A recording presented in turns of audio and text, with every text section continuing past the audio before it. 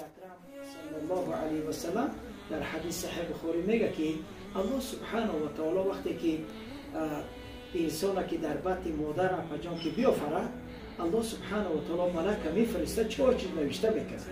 یکی رزقش، یکی عملش، یکی مهلتش، یکی بدبختی و نیکبختیش الله سبحانه و تعالی نوشته میکنه. برای این سبب الحمدلله رب العالمین الله سبحانه و تعالی ما و شما را آفرید، ما و شما را فرزند داد. امروز ملک خودش گرفته از ما چی؟ ما صبر و دعا بجان.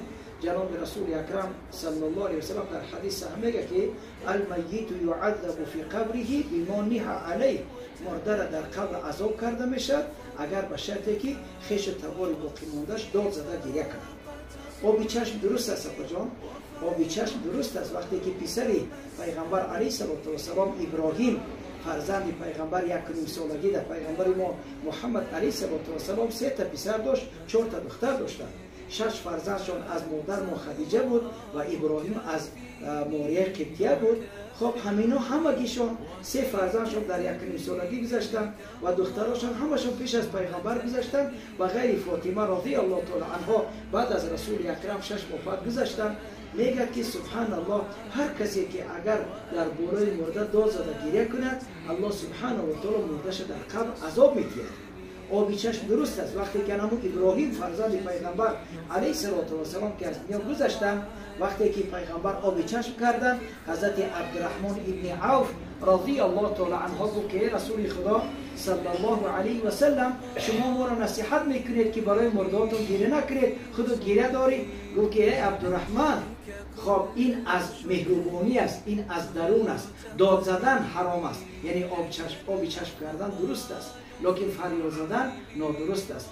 بنابراین از پجا خداوند برای شما صبر جمیل عطا فرماید، قبر بچه‌تون باغ از باغ‌های جنت بگردونه و هر کسی که در این کسریا که میمرد که فرموده جناب رسول اکرم صلی الله علیه و سلم در حدیث صحیح بخاری، کسی در کرونا میمره شهید میمرد پجا. برای همین سبب رسول اکرم میفرماید لیس منا من ضرب الخدود و شق الجیوب و دعا بدعوى الجاهلیه. پیغمبر علیه السلام میگه که هر کسی در حالت مصیبت روحاش میزند، روحاش میکند، گریباناش چاک میکند، موی سراش میکند، از امت من نیست.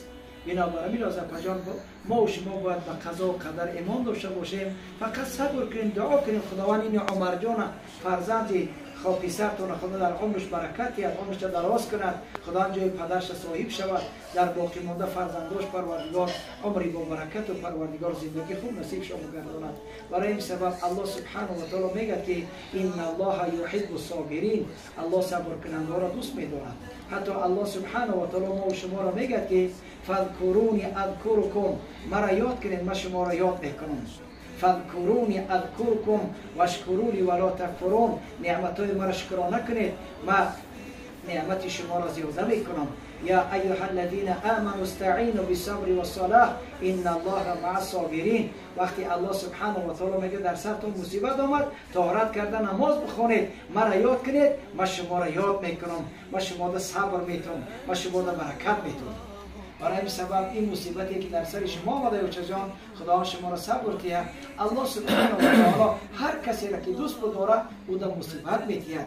رسول اکرم صلی الله علیه و سلم میفرماید که وقال النبی صلی الله علیه و سلم اذا احب الله عبدا یصاب، الله سبحانه و تعالی کدام بنده را که دوست بداره در خاندان وی مصیبت میاره تا اینکه به الله نزدیک شود، الله را زیادتر یاد کنه، در سجده هاش یاد کنه، در رکوع یاد کنه، در دعا یاد کنه. به خداوندا در صبر در فرزندای بچه من پروردگار عمرشون دراز کنه، عمرشون برکت بده گفته دعا میکنیم. برای این سبب مادر عزیز خداوند شما را صبر جمیل عطا بفرماید و نبیرهات در عمرشون برکت ده.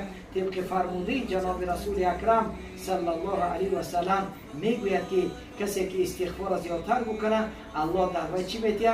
فرزند میتیه. الله وی را بای میسازه حتی در سوره نوح الله سبحانه و تعالی میگه که فقلت استغفروا ربکم انه کان غفارا. الله سبحانه و تعالی میگه شما استغفار کنید، ما بخشندم گناهاتون رو میبخشم. استغفار کنید مادر عزیز. الحمدلله رب العالمین در دوره پیغمبر علیه السلام حتی مثل شما زن بود مادر جان، وقتی که کودکش بچه‌کش بندگی میکند شوهرش از کار میآید میگه که زنک جان فرزند چه خیلی است؟ میگه آرام است. حالا که اوچه جان یک وقت مرد است، شوشت از برده در او خانه مانده است، شوهرش چی میگه؟ میگه آرام خوبه. شوهرش نگو که سبحان الله فرزند شما از دنیا گذشته است. حتی همین خیلی خندیده تبسم کرده شوهرش سبحان الله طعام پخته، حتی هم شب هم خوابگی کردن. بعد همو هم خوابگی گو که ای شوهر ما پیسری تو بر وقت از دنیا گذشت، ما شوشته در او خانه مانده. رفت پگی بامداد پیغمبر علیه السلام گفت پیغمبر علیه السلام در حقشان دعا کرد خداوند در بدل وی فرزندای خوب عطا فرمایشند.